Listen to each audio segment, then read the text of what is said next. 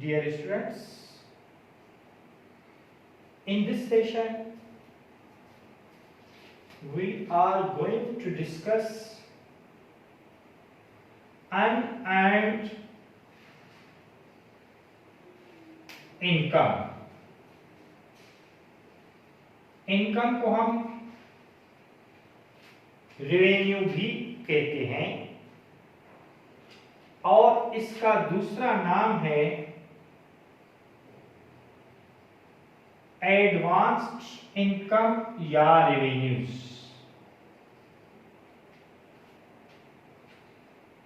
न कमाया हुआ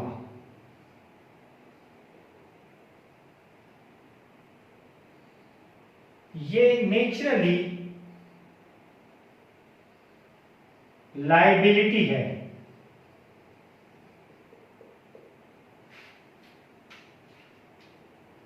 हमने पैसे तो ले लिए हैं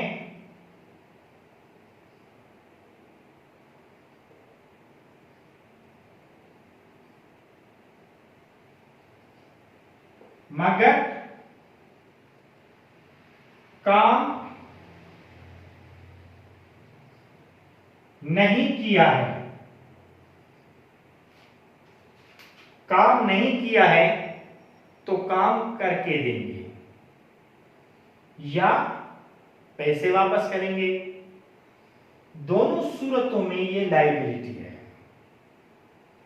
या तो पैसे वापस करें या काम करके दें। ये ऐसी लायबिलिटी है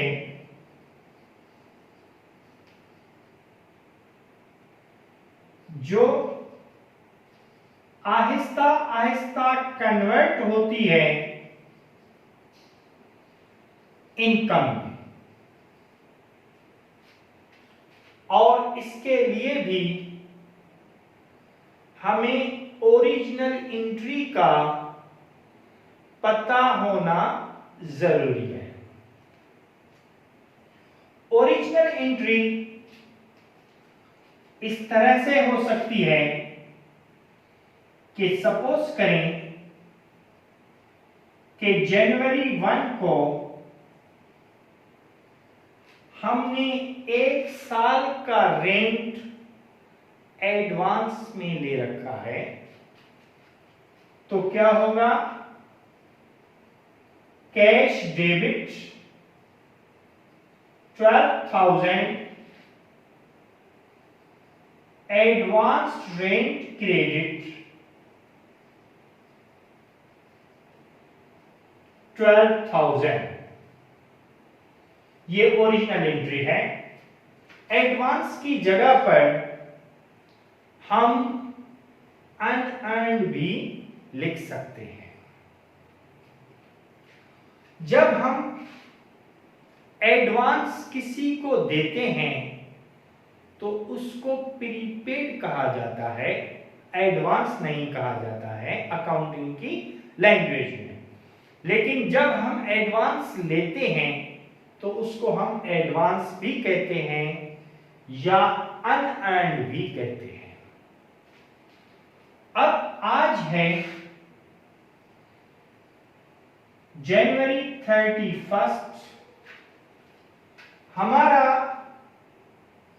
हमारी चीज जो है, हमारी प्रॉपर्टी जो है वो 1 महीने के लिए यूज हो चुकी है, तो लिहाजा 1 महीने की एडवांस डिक्रीज हो गई।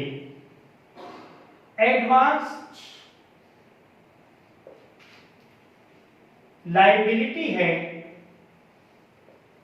और वो डिक्रीज हो रही है, तो हम डेबिट करेंगे और उसके साथ साथ इनकम हमारी इंक्रीज हो रही है तो हम क्रेडिट करेंगे।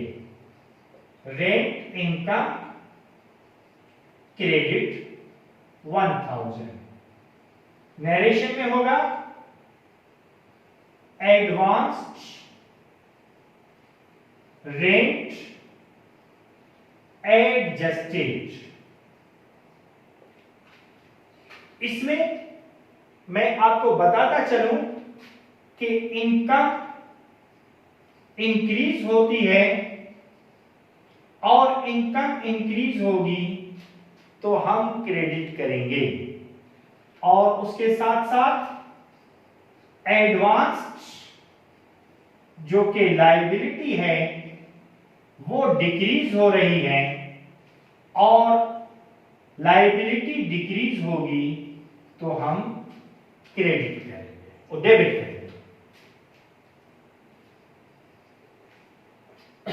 तो एडवांस रेंट डेबिट और रेंट इनकम क्रेडिट, यानी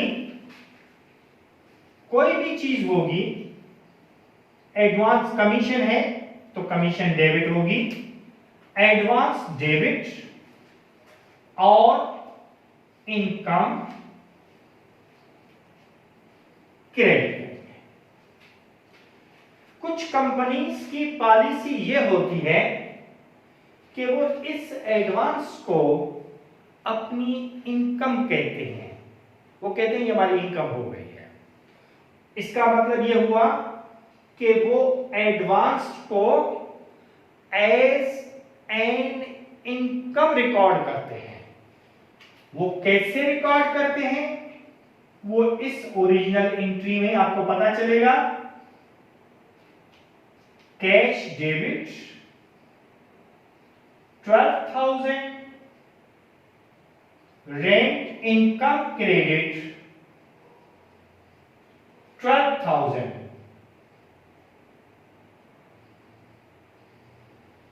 आज है जनवरी 31, हमारी इनकम जो है हमने लिखा था कि 12,000 इनकम है, लेकिन इनकम 12,000 नहीं है, इनकम 1,000 हुई है, यानी हमने इनकम को 11,000 ज्यादा लिखा है। जब ज्यादा लिखा है तो इनकम को हम डिक्रीज कर देंगे, और इनकम जब डिक्रीज होगी तो हम उसको डेबिट करेंगे। रेंट इनकम डेबिट कितने के लिए? 11,000 के लिए। और ये असल में क्या है? एडवांस्ड है, हमारे ऊपर लायबिलिटी है, तो एडवांस्ड रेंट क्रेडिट 11,000। नरेशन वही होगी, एडवांस्ड रेंट एडजस्टेड। इसकी एंट्रीज जो हैं वो कुछ इस तरह से होती हैं, हमें जो मिलती हैं। सपोज करें कि हमें एंट्री मिली है rent income 5,000, advanced rent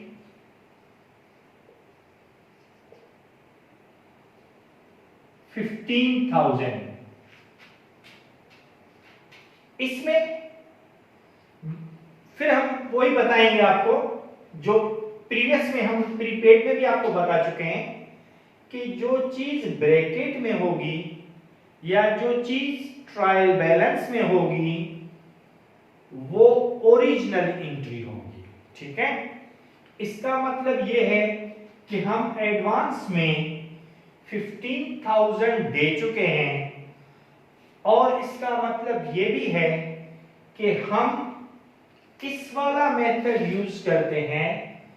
advance जब हम लेते हैं तो उसको एज लायबिलिटी रिकॉर्ड करते हैं, उसको एज लायबिलिटी रिकॉर्ड करते हैं। तो अब वो लायबिलिटी हमारी डिक्रीज हुई है, हमने 5,000 का काम कर दिया है। इनकम का मतलब यह होता है कि हमने काम कर दिया या हमने कमा लिया। तो एडवांस हमारी डिक्रीज हो गई, तो एंट्री क्या होगी? Advanced rent debit 5,000 rent income credit 5,000। Narration क्या होगी? Advanced rent adjusted. ये एंट्री इस तरह से भी आ सकती है कि एडवांस्ड रेंट 5,000 रेंट इनकम 15,000। तो इसका मतलब यह हुआ, सॉरी, एडवांस रेंट 15,000 कि हमने ओरिजिनल एंट्री 15,000 से ही की है, हमने 15,000 एडवांस में ले चुके हैं और बाकी एडवांस 5,000 है। वही प्रीवियस वाला एग्जांपल कि अगर हमारे पास हमने किसी को 100 रुपए हमने किसी से लिए थे और बाकी उसके 30 रुपए हमारे पास हैं, तो इसका मतलब यह हुआ कि हम 70 रुपए का काम कर चुके हैं। तो यहां पर क्या है कि 15,000 हमने किसी से ले रखे थे और अब बाकी उसके कितने हैं? 5,000 हैं। तो इसका मतलब यह हुआ कि हमने 10,000 का काम कर लिया है। जब 10,000 का काम कर लिया है तो हमारी एडवांस 10,000 के लिए कम हो गई। Advance rent debit 10,000 and rent हमारी इनकम बढ़ गई, तो रेंट इनकम क्रेडिट 10,000। नरेशन में लिखेंगे एडवांस्ड रेंट एडजस्टेड। ठीक है। अब इसकी एंट्रीज इस तरह से, ये वो एंट्रीज थी जिसमें हम ओरिजिनल में एडवांस लेते थे, यानी जो रिकॉर्डिंग करते थे ओरिजिनल एंट्री की वो एडवांस से करते थे। अब उन कंपनीज पर आते हैं जो एडवांस को, जिनकी पॉलिसी होती है कि वो एडवांस को इनकम लेते हैं। उनकी एंट्री इस तरह से होती है, रेंट इनकम 5,000 रेंट इनकम 15,000। हमने 15,000 हमने कहा था कि हमारी इनकम 15,000 हुई है, लेकिन हमारी इनकम 5,000 हुई थी। तो हम फोकस करेंगे कि हमारी इनकम कितनी नहीं हुई है। जो इनकम नहीं हुई है इसका मतलब है कि हमारी इनकम डिक्रीज हुई है। तो रेंट इनकम डेबिट हो जाएगा 10,000 से और एडवांस्ड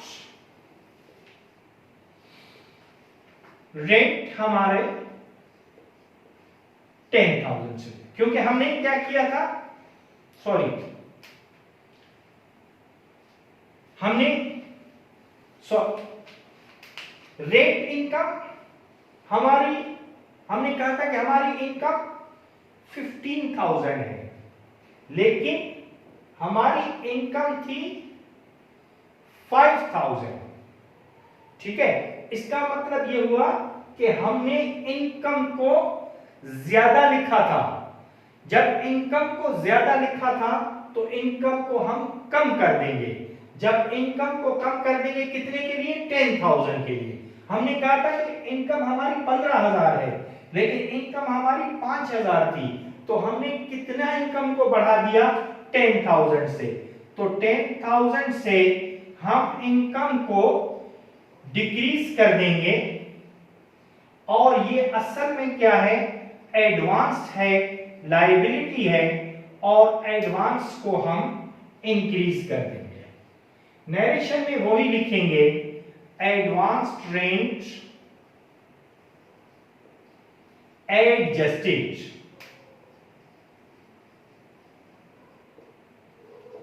अब